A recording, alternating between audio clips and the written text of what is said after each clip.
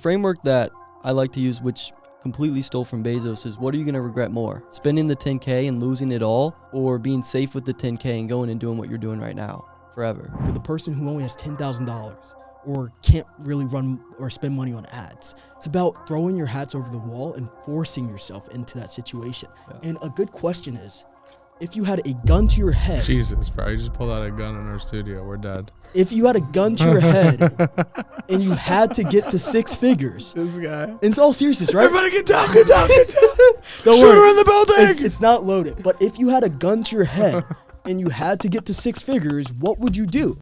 If you're an agency owner, this is a must listen to episode. I got 2 of the youngest killers in the game, Matt Shields and Jared Curry. These guys are barely able to even drink alcohol. They're so young. And it's so cool to see them making 6 figures a month in their agencies together. I've seen these guys over the last 3.5 years grow from nothing to one of the biggest duos that I've seen in this space. And it's absolutely incredible to see their stories, how they came together, and the most important things that they did to grow their agencies so quickly. They literally snapped their fingers and all of a sudden their agency's at 6 figures every time that they do it. And so hopefully you guys get a lot of notes out of this. If you're an agency owner, this is a must listen to see how 2 kids that can barely drink alcohol are making multiple 6 figures a month running a marketing agency so quickly and doing it all from home. So with that being said, I hope you get a lot of value from this episode and I hope you enjoy it. What's up, everyone? We got 2 special young buck killers in the house today. Mr. Matt Shields, Jared Curry from Charlotte and New Jersey, all the way here in Atlanta, Georgia in the studio. Thanks for coming on, guys. Of course. Thank you for having us, brother. I'm excited to talk about what we got to talk about today. There's a lot of people who listen to this. They have agencies, they have e-com businesses, they have different kinds of companies, but not many people I know who have done what you guys have done at your age. How old are you guys right now? Just turned 22. 22? You're 22 too? Yep. And what was your biggest month in the agency you guys just built? $292,000. $292,000 in a single month. So I want to walk through with you guys. Like, one, how did you get into this world? And then how did you grow that agency to where it's at? Let's kind of give some nuggets here for the people listening. I think you guys got a lot of value you can deliver, the way that you think about business, the way that you think about agency. Like, there are people who have done this for 10 years who don't even do that, right? And then I want to talk at the end about like what's next for you guys, because you're balancing a lot of things right now in your head, a lot of different ideas. Yeah. I don't know how much you want to share, but we'll share what we can. But walk me through, how did you guys get started? Like, you guys can kind of pick whichever one you guys want to start with, but tell me how you got into the game. Like, how did that go? And then let's walk through where Estate AI came from. Yeah.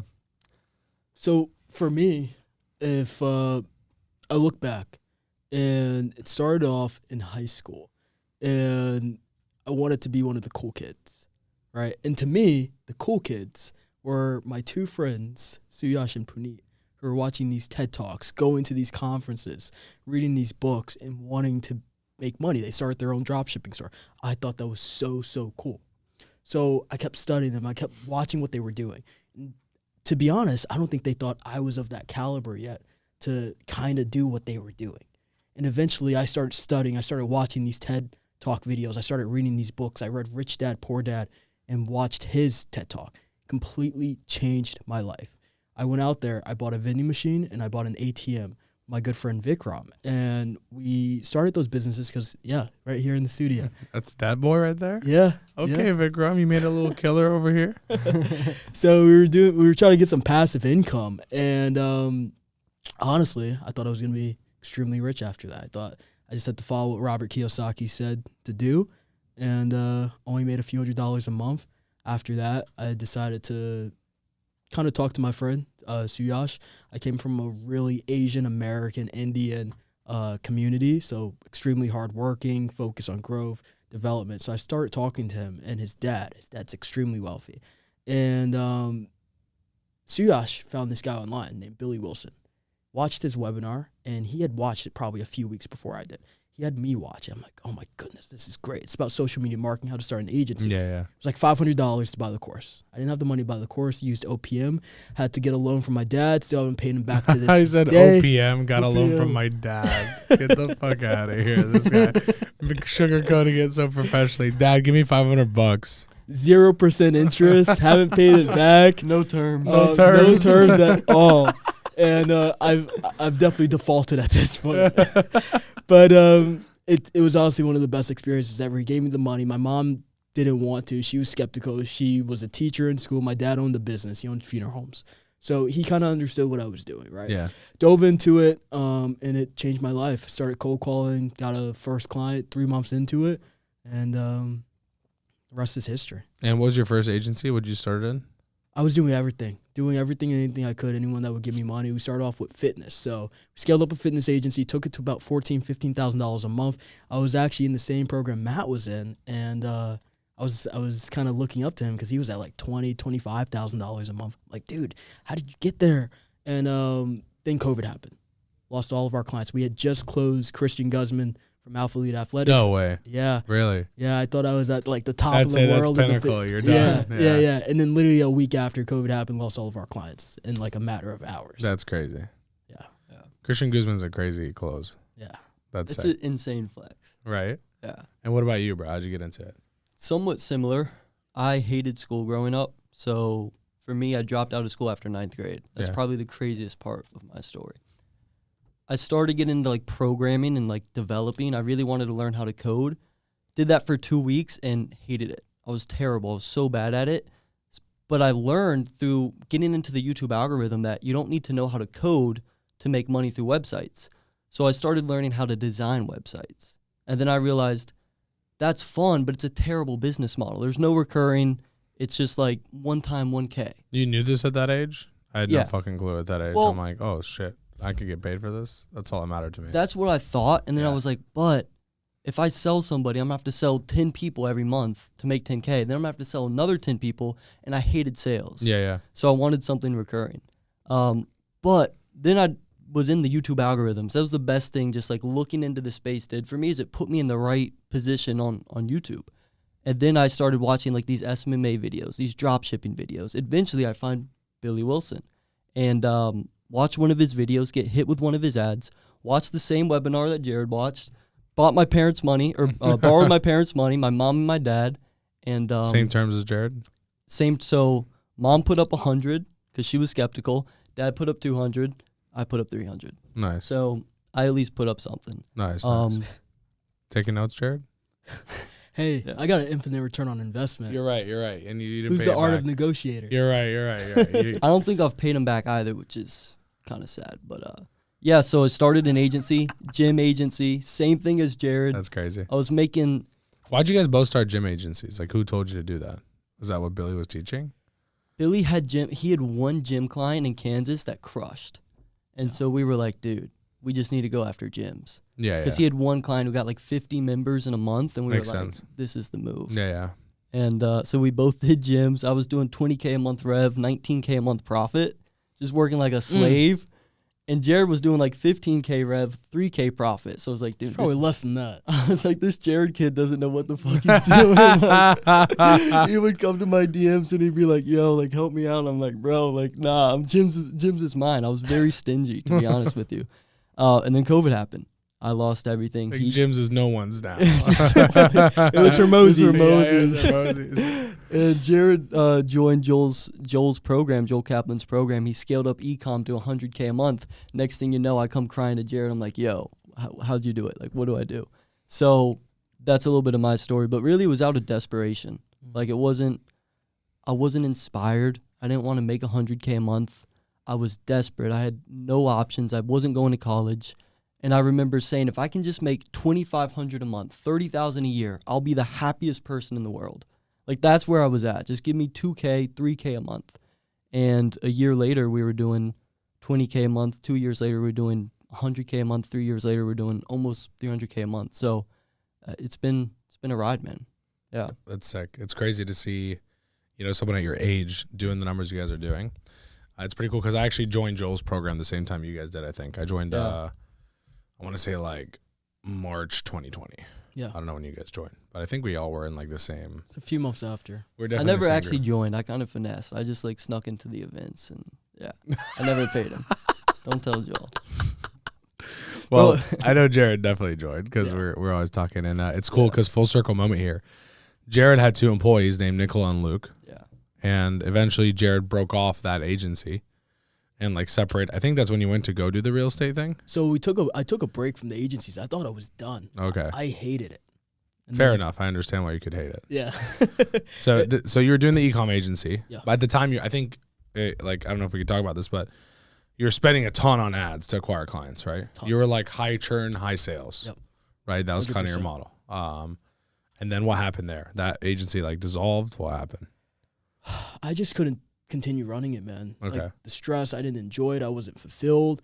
And I brought Luke and Nicola in. I learned so much from them. Like, guys, they were doing their own thing. I kind of begged them to come back in, like, run this thing.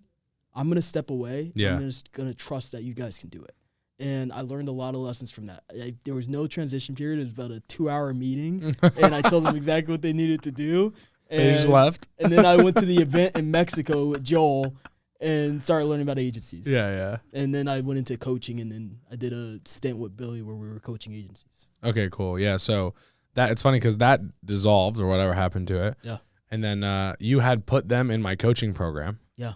To like run your e-com stuff, right? So Mm-hmm. I was basically coaching Nicola and Luke, and then full circle moment, like 2 years after that, we're like, we want like some partners overseas to run a different division, and then we're like, why not talk to these guys? Like, they're already in our program, they know what they're doing, and so now they're ironically partners at Bad. And I was just talking to them about this during the event. I'm like, everything happens for a reason. Like crazy, right? So crazy. It's crazy. Yeah. And even like Billy Wilson was At the Nicola event. used to work for Billy. He did.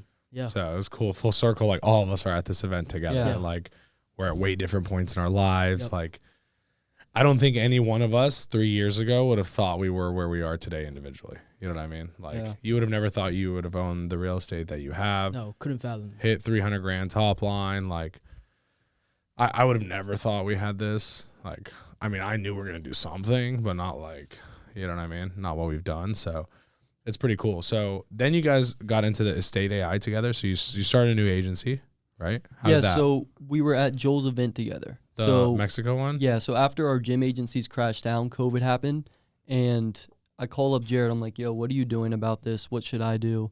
I'm thinking about quitting. I'm just going to like frat parties and just like I was Poker. I was playing poker. I was just doing a ton of weird shit for the year, bro. And Jared said, dude, go to this event. Joel Kaplan's having an event in Mexico. We're going to go skydiving. We're going to meet all these people. Yeah. Like, go. And I'd never left the country. I have never gone to an event. I was like, dude, You're a Charlotte boy. I'm a Charlotte boy. Yeah. And I forget that because you're on the internet and shit. You know what I mean? I forget you're just a straight up Charlotte boy. Waxhaw to be yeah. specific, bro. So he says, go to this event. I say, all right, dude, I'll go. He's a closer, bro. So Yeah. he closed me. He persuaded me. It's what he does. And it's what he does, as you could tell. And I go to the event. Jared and I meet. We go to the club. We go skydiving. We do all this fun stuff.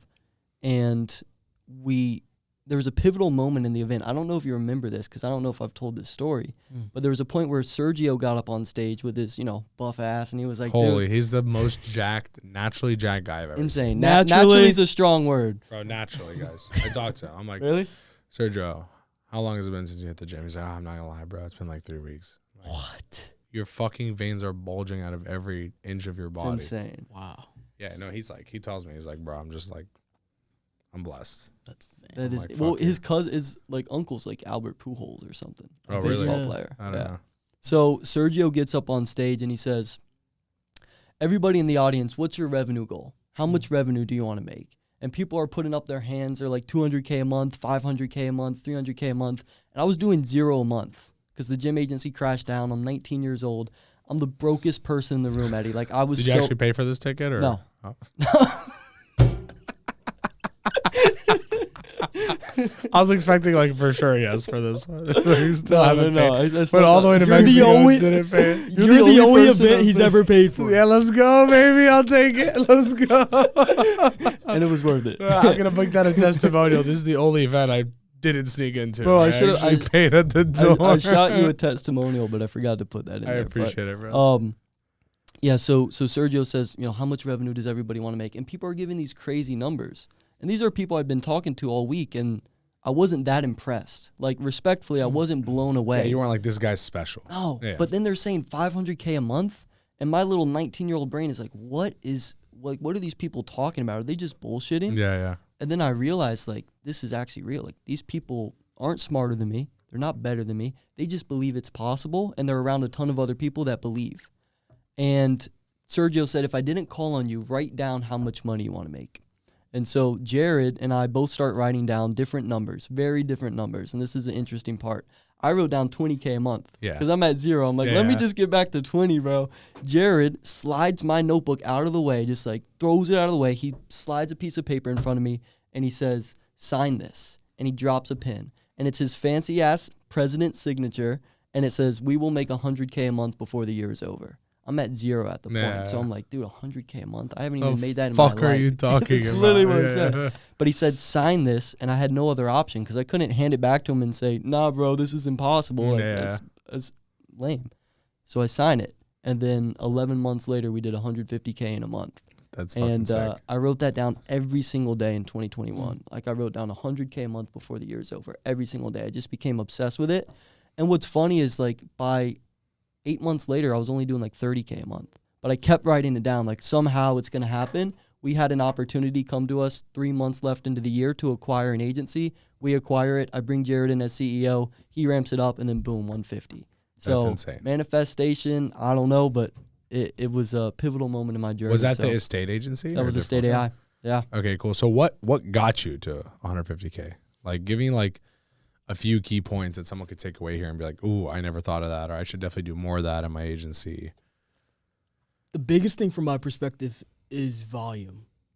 And volume of appointments, volume of closers. You know my model, right? Yeah, I know your model. Pump. Exactly. Your model is pump. Closers, appointments, crazy. You know my model.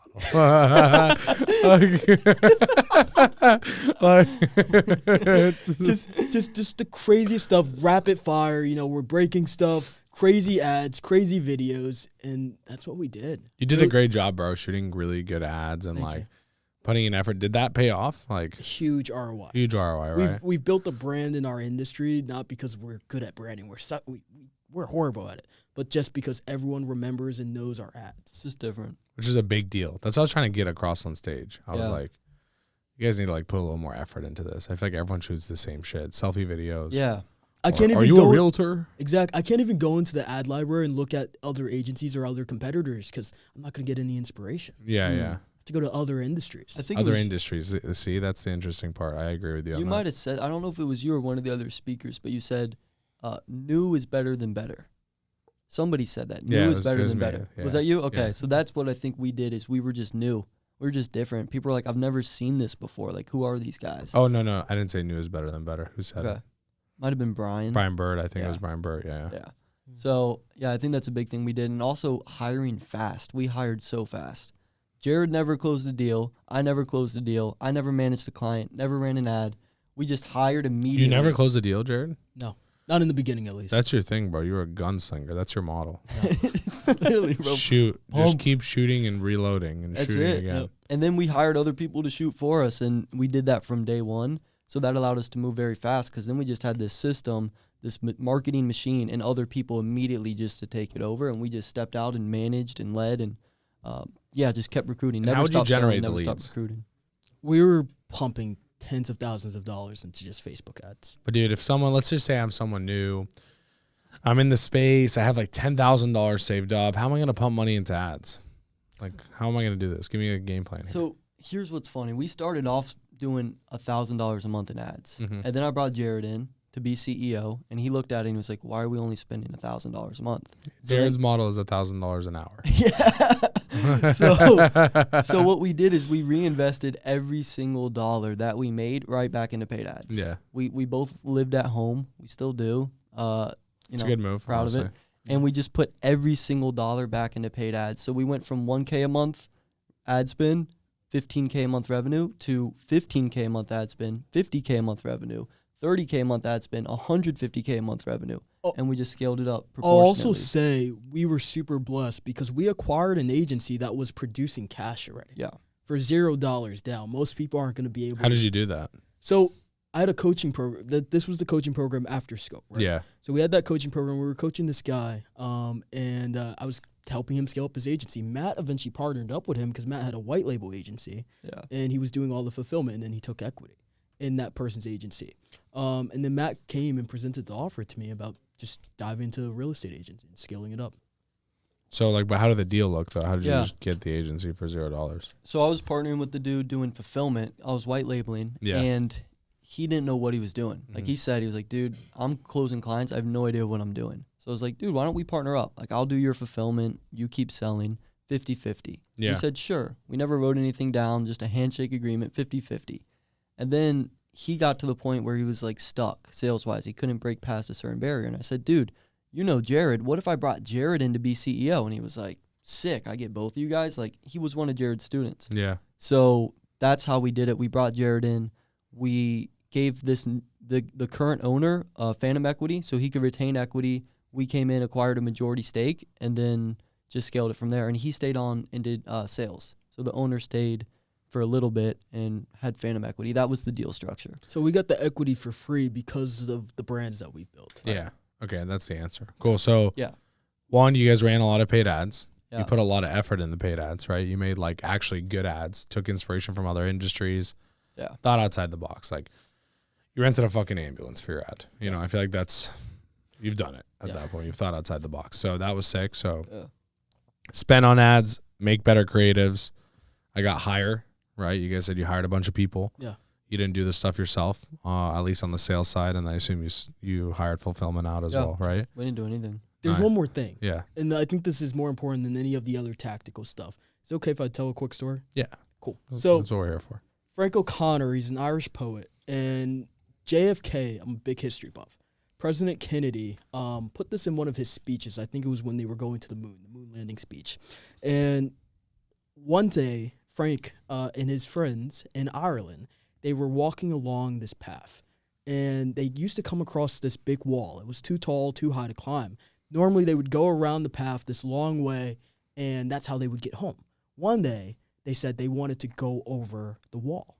And they thought it was too high, too tall. They weren't going to be able to do it. So what they decided to do was take their hats off that their moms made for them and threw them over the wall. And at that point, they knew that they weren't going to be able to go home without those hats. So they forced themselves over the wall. So I think Matt and I, we put ourselves in a situation where we threw our hats over the wall.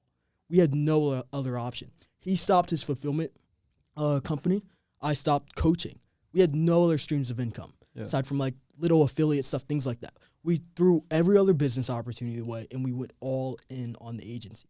So I think you asked a great question, right? For the person who only has $10,000 or can't really run or spend money on ads, it's about throwing your hats over the wall and forcing yourself into that situation. Yeah. And a good question is, if you had a gun to your head. Jesus, bro. You just pulled out a gun in our studio. We're dead. If you had a gun to your head and you had to get to six figures. This guy. And it's all seriousness, right? Everybody get down, get down, get down. Don't Shooter worry. in the building. It's not loaded. But if you had a gun to your head and you had to get to six figures, what would you do? Are you going to die? Are you going to get shot? Or are you going to make it happen? So people have to start putting guns to their heads. But not pulling the trigger, right? No, don't. Sure, I'm not endorsing that. Okay. It's like for the person who has $10,000, the framework that I like to use, which completely stole from Bezos, is what are you going to regret more? Spending the $10K and losing it all, or being safe with the $10K and going and doing what you're doing right now forever? Like, that's how Bezos started Amazon. He had a great job. He was a consultant. He was making hundreds of thousands a year back in the 1990s. And he had this opportunity to join the internet. And he asked himself, like, what am I going to regret more? Working this job forever and not knowing what I could have built, or taking the leap, failing, and then coming back and doing this after? Ultimately, he would regret more the idea of not trying ever than doing it and failing. And I think that's where we were at. Like, we wanted to get to seven figures. We were going to do whatever it took, even if it meant going broke. We would rather risk going broke and getting rich than not risk going broke and never having the chance to get rich. Yeah. Yeah. That's crazy. Yeah. So throw the hat over the wall and put a gun to your head. I feel like that's odd advice, but we'll add it to the list. So you guys basically just pumped appointments. You booked a fuck ton of deals. You closed a bunch of people. Did you churn a lot of people because you did so? In the beginning, it didn't really churn right away. Like the first 3 months, we didn't lose a client. We were like, what the fuck is going on? Because nobody was closing deals. Yeah. Like the realtors weren't closing deals, but they also weren't pissed. They were like, yeah, this is chill. Like I'm getting leads, whatever. And then popcorn effect, 2 months later, we had like 10 clients in 1 month, like leave. And we were like, okay, we got to fix something. So we created a community. We were like, well, what if we did gym launch for realtors? Yeah. And that was our big idea, is just steal from Hermosi, do it for real estate, bigger market. And we created a community, brought in coaches, started training the realtors, and now it was something the market hadn't seen before. So again, new is better than better. That's why we added on the community. And churn was pretty steady for a while. Like we didn't have crazy swings. But you're still spending a lot on ads, right? A lot. I know the Jared model is high ad spend, high revenue. Yeah. No stopping. We've made a lot of tweaks though over the past few months, and I think this just comes with experience, but also I feel like that was necessary. I feel like we learned so much from the chaos and the spending, and we were able to test so much and so many different data points and KPIs and all this data, right? But I've come to learn that revenue is vanity, right? Profit is sanity and cash flow is reality, right? And we've started to revenue. Yeah. Is vanity. Revenue is vanity. Profit is sanity, and cash flow is reality. Yeah. That's cool. Yeah. So we've learned a lot from all of that, and I think now we're trying to really optimize profit. We're trying to optimize our lifestyle, and I think for a long period of time, the agency was determining our lifestyle, and now we're trying to make our lifestyle determine the direction of the agency. Nice. Yeah. I love that. I can tell from our call, I think that's kind of what you guys are trying to figure out. Yeah. So 100%. Can we talk about the 100%. end, kind of the call of what you guys are trying to do? Yeah. Sure. Okay, cool. So you guys are trying to figure out if you're going to keep growing this thing, going to sell it and be a part of it still, sell it and not be a part of it still. Yeah. You're in this bubble, right, of like decision making right now. Yeah. So, one, which way are you leaning towards? If you absolutely had all options on the table right now and they were all good, which one would you actually take? And number two, like why is that the case? The entrepreneur in me would like to think that I'm going to keep doing this, I'm going to automate it, and we're going to build a business that is conducive to the lifestyle that we want, and not throw in the towel. But who knows? Someone presents a multi-7-figure check in front of me and says, sign this, and you're going to get this money, and we're going to take over the agency, take over all the stress. Part of me thinks I might take that. Yeah. You? I'd probably agree. I think if we find the right buyer, we did talk to a buyer, but the buyer sucked. And we knew he would crash the company. So we were like, dude, we can't have done all of this for nothing. So I think with what does it matter to you? You guys got to check. Well, the team, the clients, we put a lot of blood, sweat, and tears into that place, and so did a lot of other people. That's what was unique about it. It's people really dedicated a lot to being a part of it, and we want to do right by them. And that might mean stepping out. That might mean we're not the right people anymore. Good leaders know when they're not the best leader anymore. So that's definitely on the table. I think long-term SMMA is not what I want to do the rest of my life. Yeah. So, yeah. Why is that? I'm fascinated by building great products. I think it's really hard to build a great product in a local legion SMMA.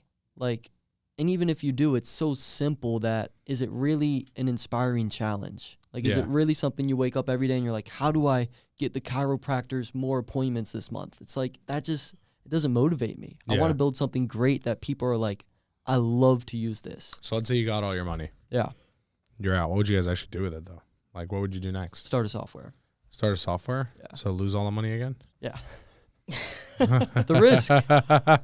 It's the risk. Have you started a software before? We were talking about this a little bit. Yes, and it went horribly bad, but I had never even built a successful business, so Okay, I didn't know fair what I enough. was doing. I'm just going to challenge you guys about the software. I wouldn't make it your only thing. I know you said that to me. Yeah. It's interesting advice. Advice. I just think your chances of if 9 out of 10 businesses fail in their first year, I would say 99 out of 100 softwares fail. Yeah, that's probably even higher. in a weird way. I think that's what's so exciting to me about it is how hard it is.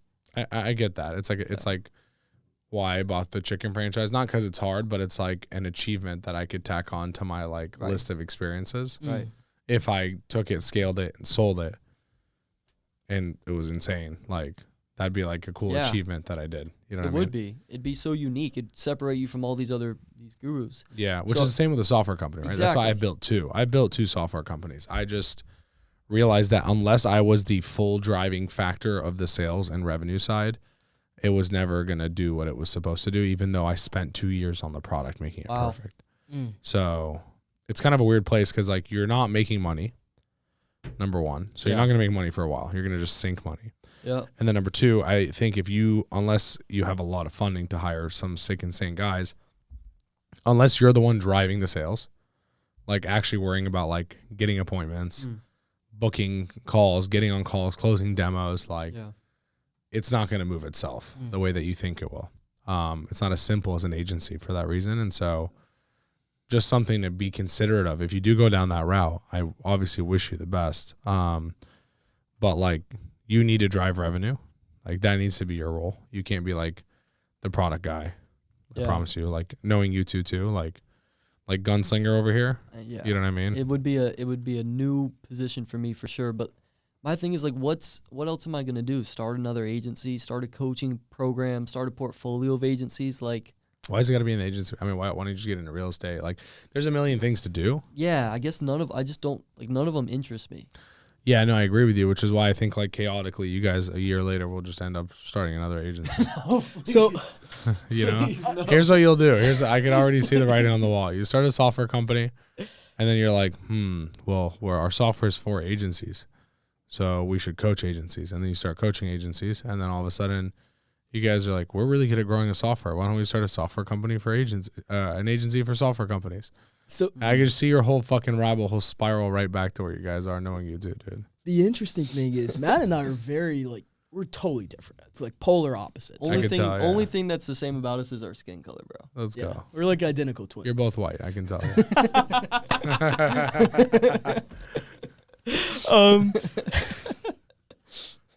Oh gosh.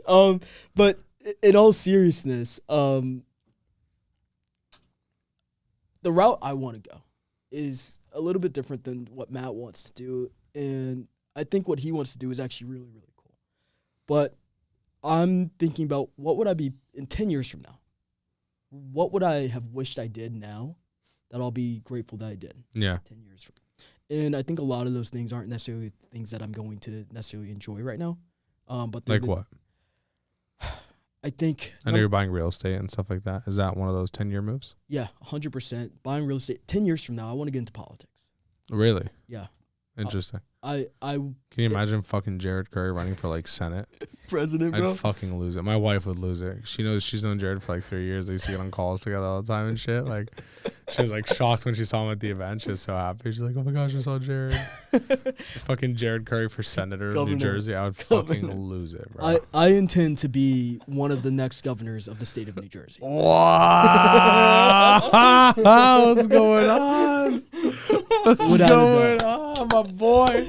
I'll get a property out there so I can throw in a vote. There you go. There you go. So I realized that I'm going to have to do a lot of foundational things right now. I want to have a family. I want to live a life where the businesses that I run, I do have some sort of passion or I get inspiration from. But I want to do the things that are going to produce cash flow right now. Cash flow, producing businesses, boring businesses. I come from a family where they own funeral homes. It's the most boring business you could possibly get into. It makes a lot of money, though. Makes a lot of money, and I enjoy that stuff. I enjoy learning about simple businesses, and that's what I think I'm going to do after I get out the agency.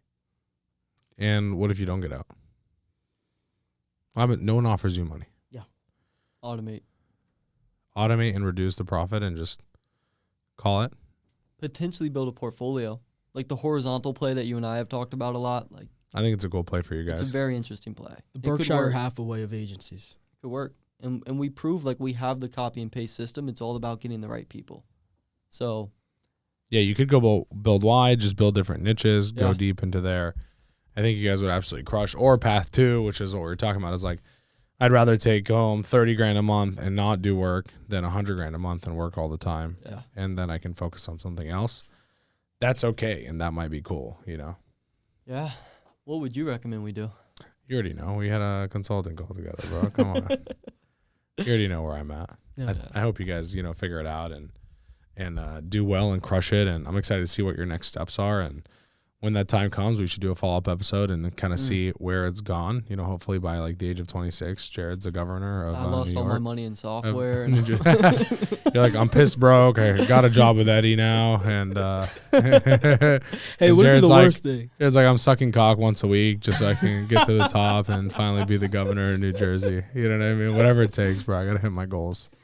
I appreciate you guys getting on though. This was a fun episode. Where can people find you online if they want to learn more? I know, just like for context for everyone listening, these are two of the fucking smartest motherfuckers in this game. Honestly, I respect you two so much. And if someone's listening to this, I really want you guys to go to their channels and consume more content. Like, I don't know how much you're putting out right now, but I know Matt's putting out some fucking gas online. Yeah.